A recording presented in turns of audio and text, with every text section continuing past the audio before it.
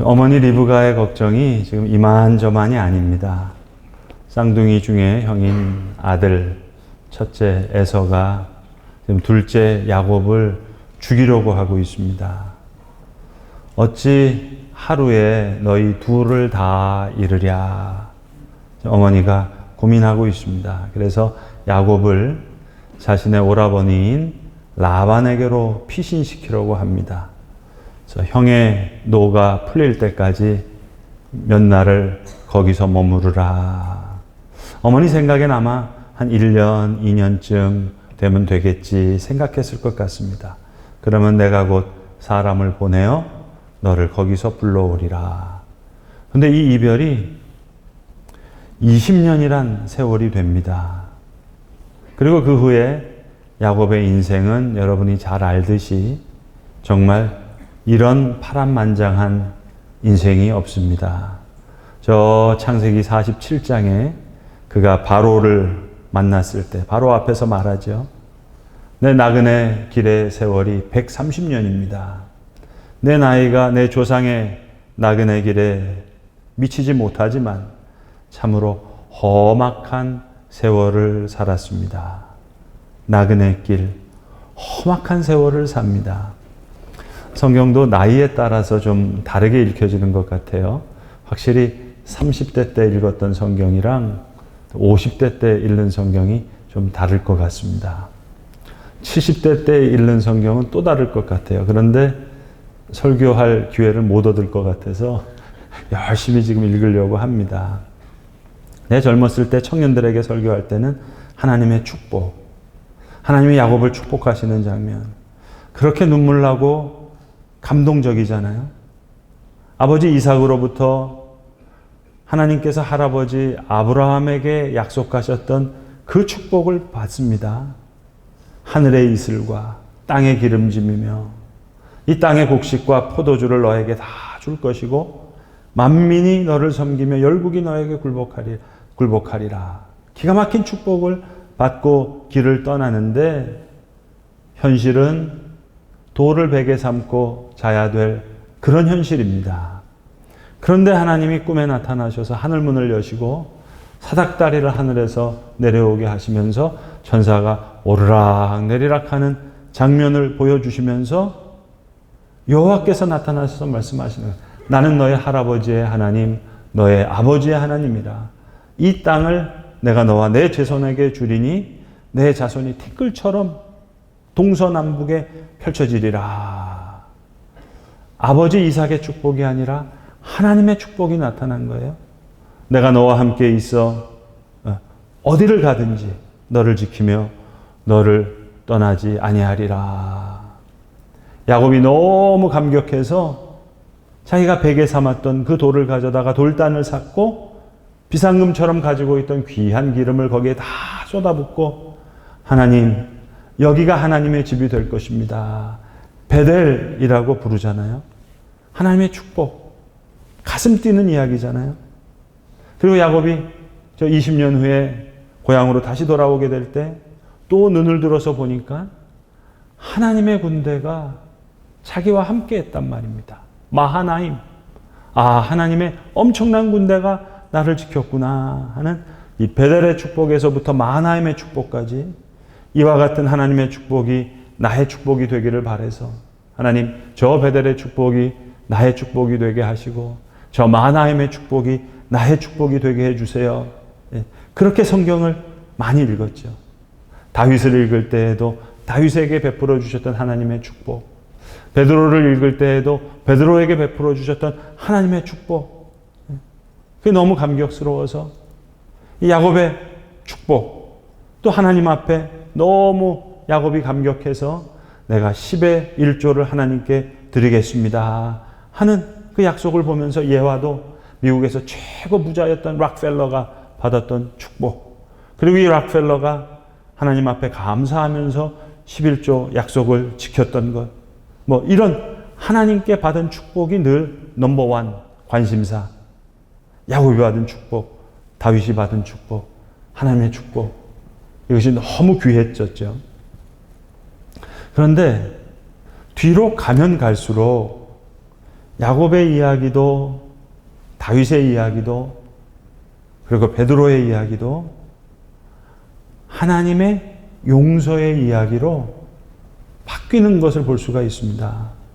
하나님의 축복, 분명히 감사와 감격의 선물인데 하나님의 용서는 더 깊은 겸손과 진실과 믿음의 선물로 다가옵니다.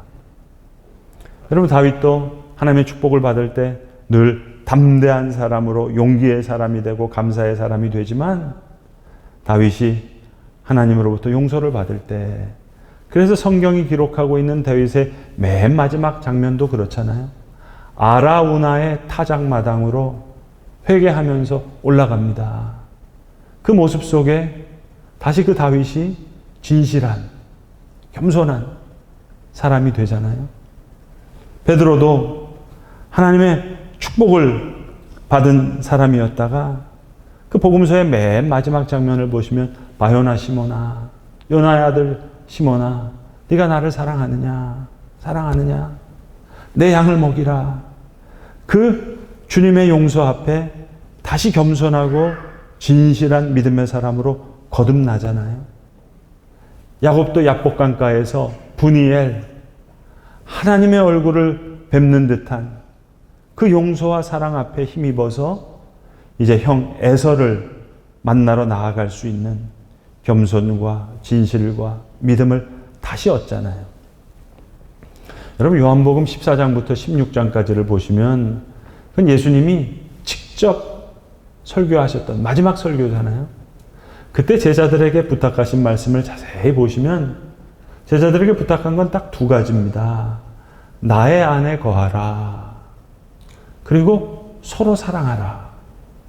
그러면 어려운 약속은 하나님께서 다 지켜주시겠다는 거예요. 그리스도께서 행하실 거라는 거예요. 내가 아버지께로 가서 너희를 위해서 거처를 예비하고 다시 와서 너희를 데려갈 것이다. 또 보혜사 성령을 너에게 주어서 보내서 그가 너에게 참된 위로자가 되고 보호자가 될 것이다.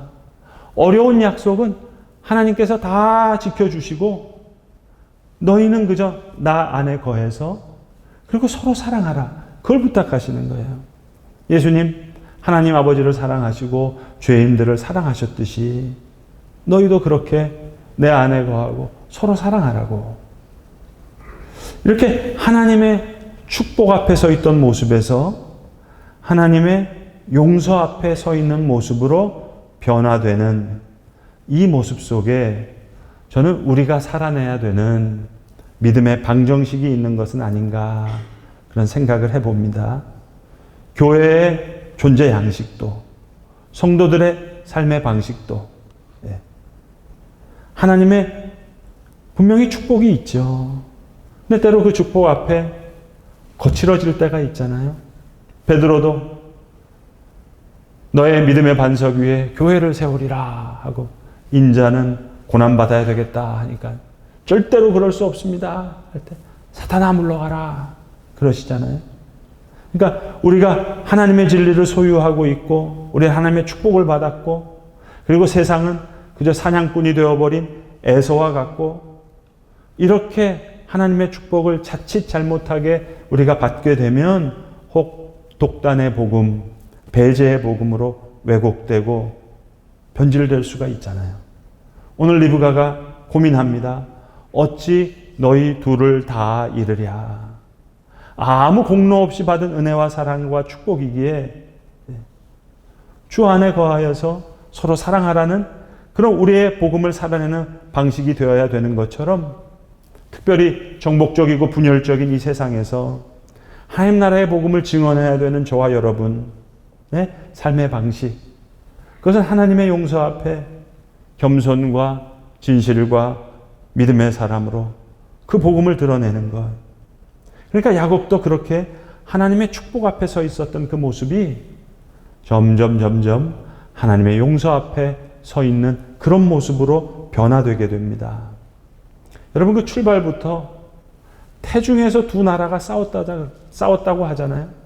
마치 이 세상과 다가오는 하나님의 세상이 싸우듯이 붉은 털복숭이라고 하는 이름을 얻은 이 에서하고 발꿈치라는 이름을 얻은 이 야곱하고 털복숭이는 사냥꾼이 되어버리고 야곱은 하나님께서 할아버지 아브라함과 맺은 그 언약을 사랑하는 영적인 사람이 되는데 리브가도 큰 자가 작은 자를 섬기리라 하신 하나님의 약속을 기억하면서 이 이삭이 야곱에게 장자권의 축복을 줄 수 있도록 돕는 일을 하게 되는데 하나님 분명히 약속을 지켜주시는데 어미의 입장에선 너무 걱정이 많은 거예요.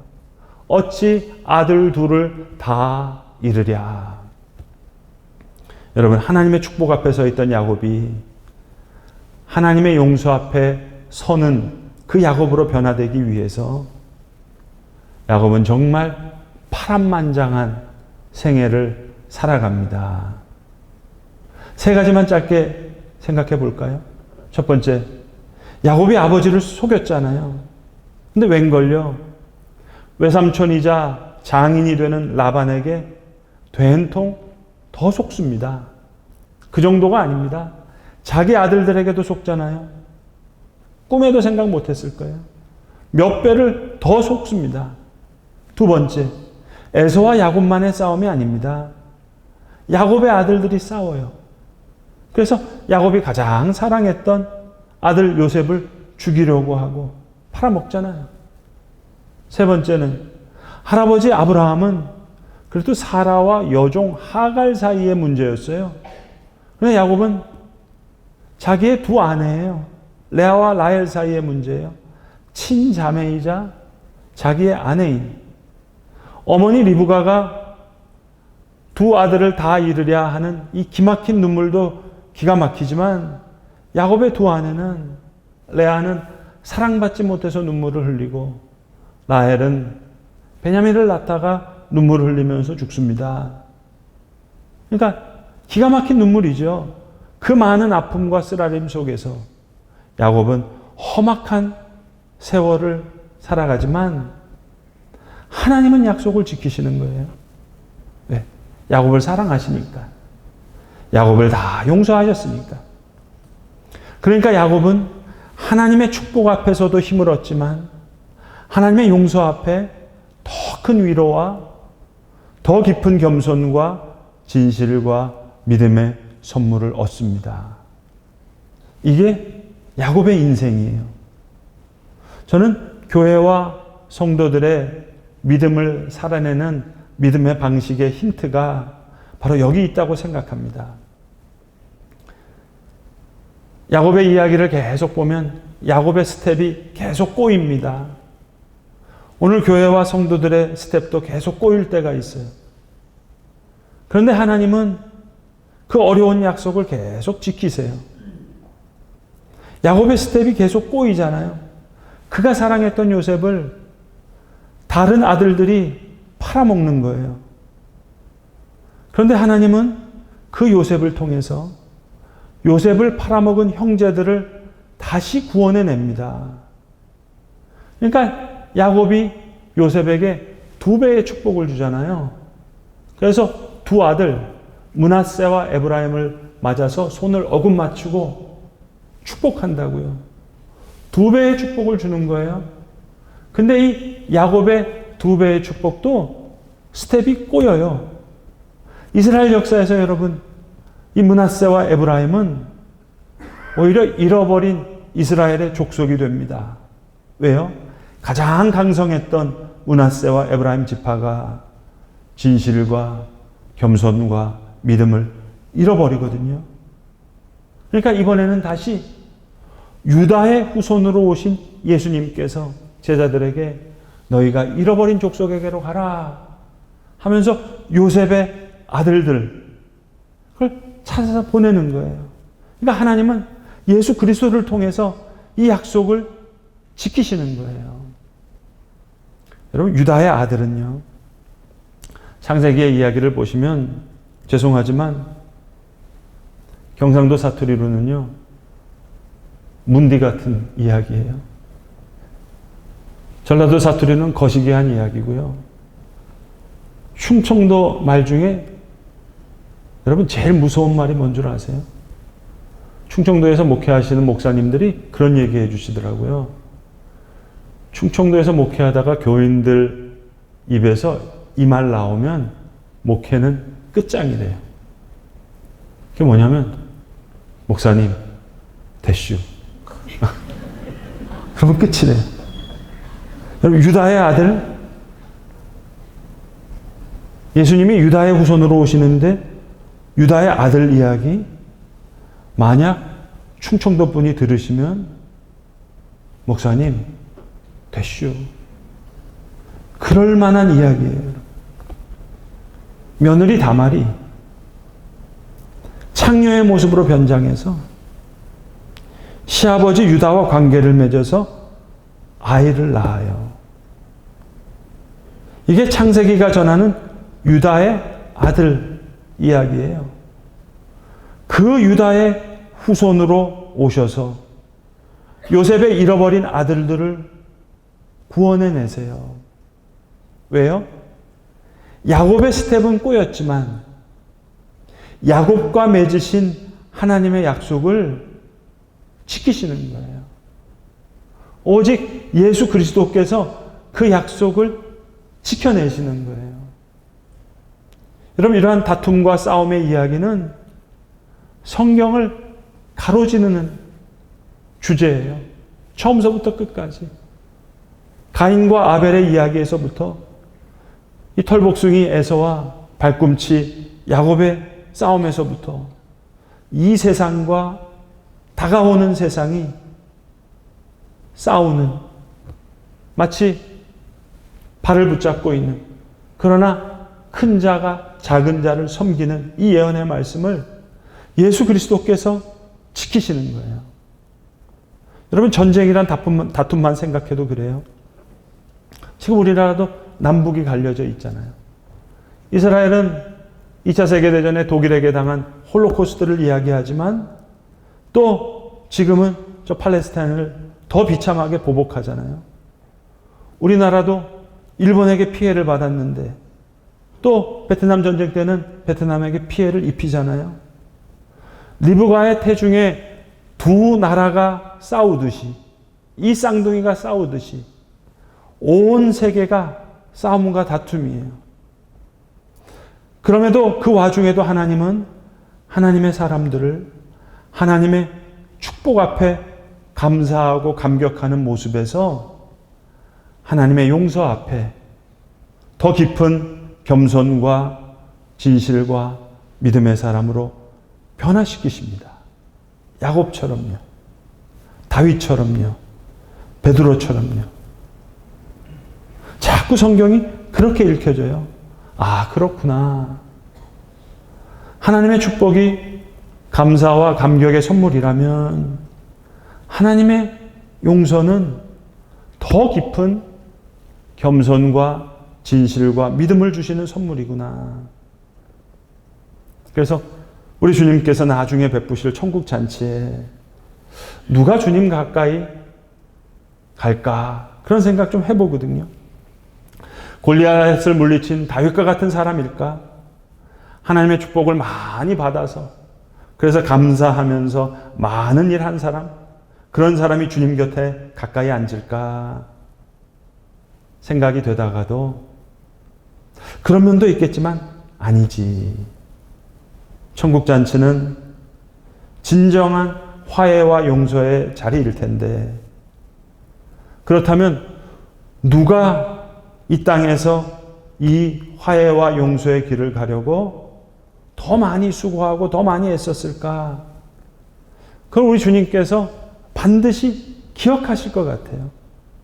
하나님을 사랑하고 죄인을 사랑하셨던 그 길이니까 그 화해와 용서의 그 긴 여정, 그 힘들고 수고로운 일을 위해 오늘 이 땅에서 더 많이 수고하고 애쓴 자들을 주님께서 장차 베푸실 천국잔치, 그 화해의 밥상에서 하나님 그 일을 위해서 더 수고하고 애쓴 자들을 반드시 기억해 주실 것 같고 더 가까이 주님 곁에 두시지 않을까 하는 그런 생각이 계속 들어요.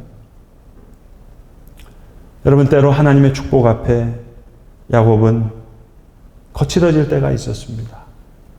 다윗도 그랬습니다. 베드로도 그 하나님의 축복 앞에 거칠어질 때가 있었습니다. 그런 야곱과 다윗과 베드로였지만 하나님은 화해와 용서의 길을 걷게 하시는 거예요. 그게 야곱이 나중에 걸었던 길이에요. 다윗이 나중에 걸었던 길이에요.